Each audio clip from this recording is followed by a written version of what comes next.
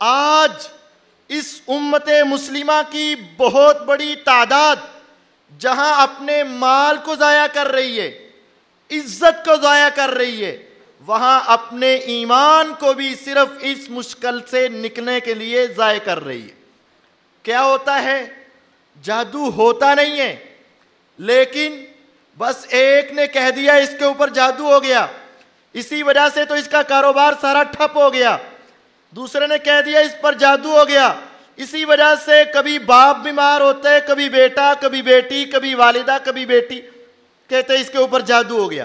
اب یہ چلے جاتے ہیں عامل، قادری، باوے اور نجومی کے پاس، اور اب وہ کیا ہے؟ وہ پیسے تو اس نے لینے ہی لینے ہیں، وہ عزت بھی لے لیتا ہے، اور عزت کے بعد ایمان بھی لے لیتا ہے، جو انسان کی سب سے قیمتی متاع ہے۔ وہ کیسے؟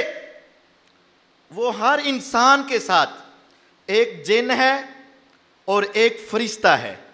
اللہ تعالیٰ نے ہر انسان کے ساتھ ایک جن اور ایک فرشتہ رکھا ہے۔ جن اس کو برائی کے کاموں پر لگاتا ہے، فرشتہ اس کو نیکی کے کاموں پر لگاتا ہے۔ خیال آتا ہے کوئی نہیں دیکھ رہا، گناہ کر لے، یہ جن کی شرارت ہے۔ خیال آتا ہے وہ رب اتنا رحمان اور رحیم ہے، اس سے معافی مانگ لے، یہ فرشتہ اس کو نیکی کی طرف بلا رہا ہے۔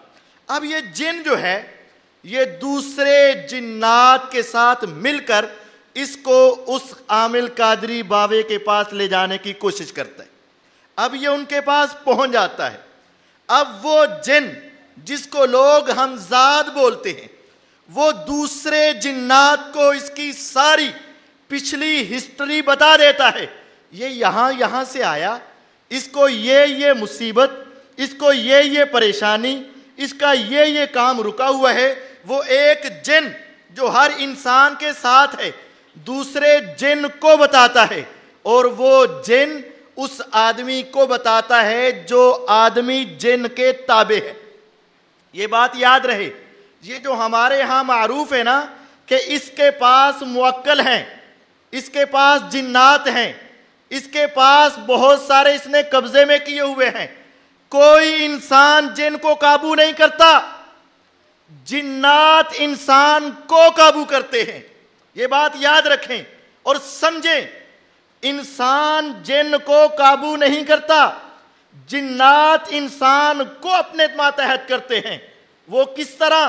یہ انسان جب چلے نکالتا ہے، شیاطین کی مرضی کی حرکتیں کرتا ہے، اسلام کے مخالف عمل کرتا ہے، شیاطین کو راضی کرتا ہے، اور راضی کرتے کرتے اس مقام تک پہنچ جاتا ہے کہ اب وہ کہتے ہیں ہم تیرے ساتھ دوستی کے لیے تیار ہیں، اور ہمیں یقین ہے کہ جس طرح تو اسلام کے مخالف چل رہا ہے، اسی طرح تو نے بہت ساری دنیا کو اسلام کے مخالف چلانا ہے، اور اس میں ہم تیرا تعاون کریں گے۔ اور وہ جنات کا انسانوں سے معاہدہ ہو جاتا ہے۔ یا معشر الجن قد استکثرتم من الانس وقال اولیاؤہم من الانس ربنا استمتع بعضنا ببعض۔ قیامت کے روز اللہ جنوں سے مخاطب ہو کر کہیں گے، اے جنات کی جماعت، تم نے بڑے انسانوں کو گمراہ کیا۔ آگے سے ان کے دوست انسان ہی کہیں گے، اے رب ہم ان سے فائدہ لیتے رہے، وہ ہم سے فائدہ لیتے رہے، ہم نے ایک دوسرے کے کام نکالے، میں نے اس کے کہنے پر لوگوں کو شرک پر لگایا، کفر پر لگایا، حرام کاموں پر لگایا، دین سے دور کروایا، اور اس نے میرے سارے کام کر دیے۔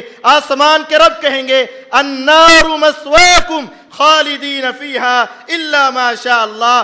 ٹھیک ہے تم نے ایک دوسرے سے کام کروائے، تمہارا ٹھکانہ ہمیشہ کی جہنم ہے، ہاں اگر اللہ کو کبھی رحم آیا تو تمہیں نکالے گا، وگرنہ جہنم سے نہیں نکل سکتے۔